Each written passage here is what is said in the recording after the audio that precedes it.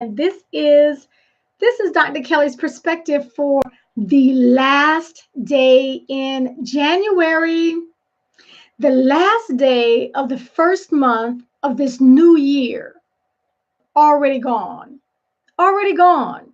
And so if you are behind on your your life improvement plan, 1/12 of the year is you might want to pick your pace up.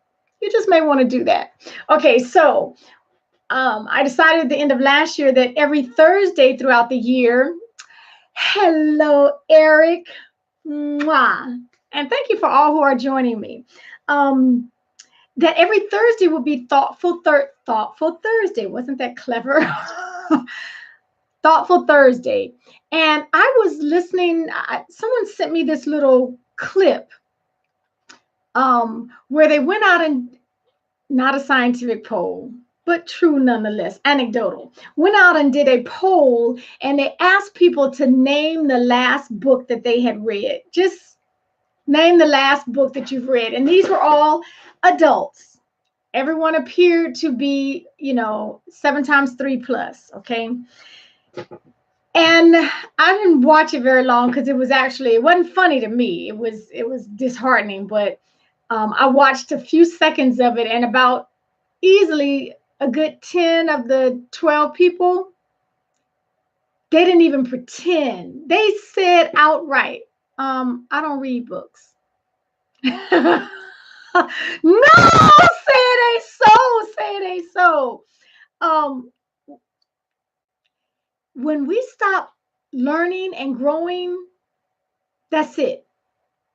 Anything that does not continue to grow dies. And that truth is with us as well. Hello, Daryl. I hope you're staying warm out there in Delaware. I hope so. So we have to continue growing if we want to stay alive. That does not mean everybody needs to run to your local JC or to your 4-year university and get a degree.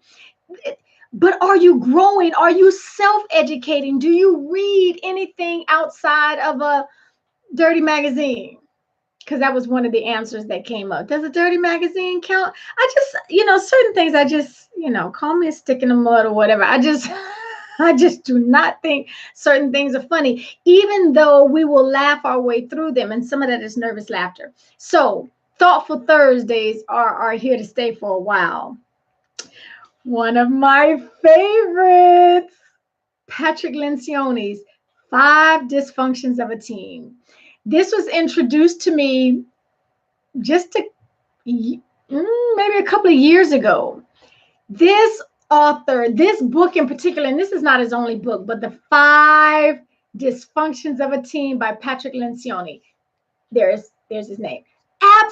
Oh my goodness. Because teams are not just for the workplace. You have teams that we call a family.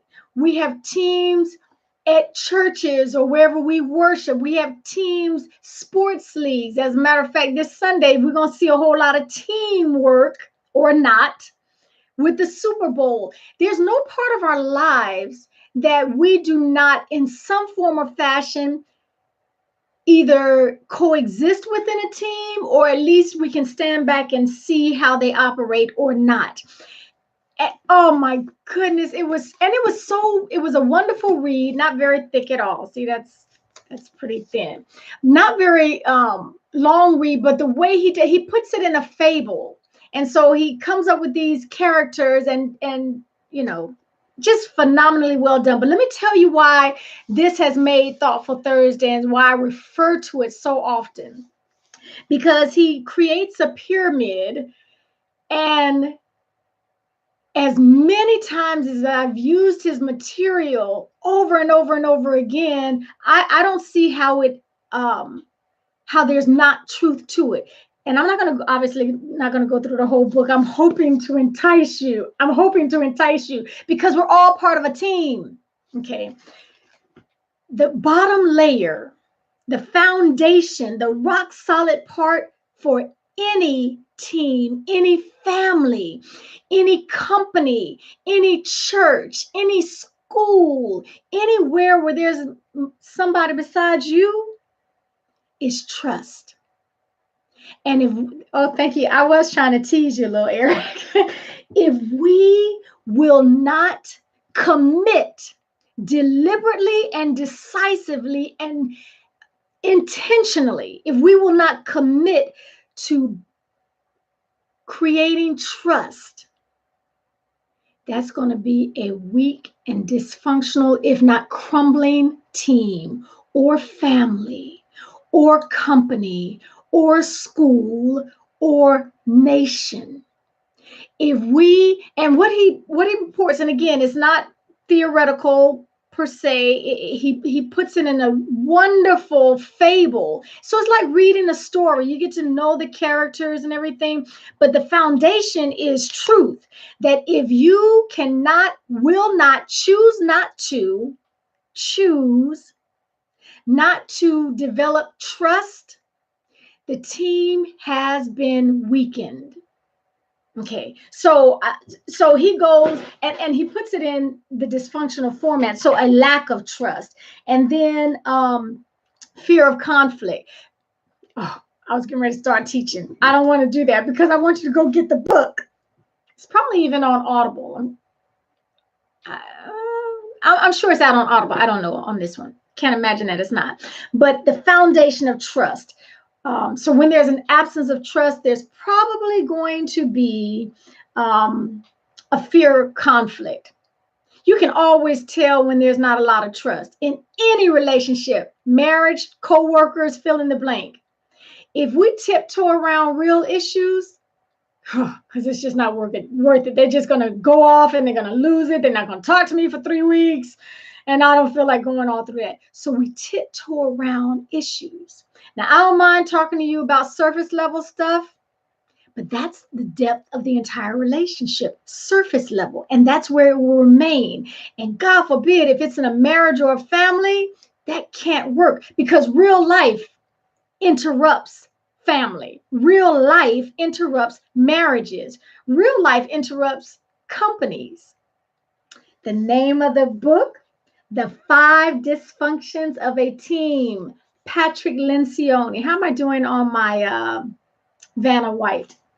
Patrick Lencioni. I'm telling you, you have to. Because again, all of us are part of teams.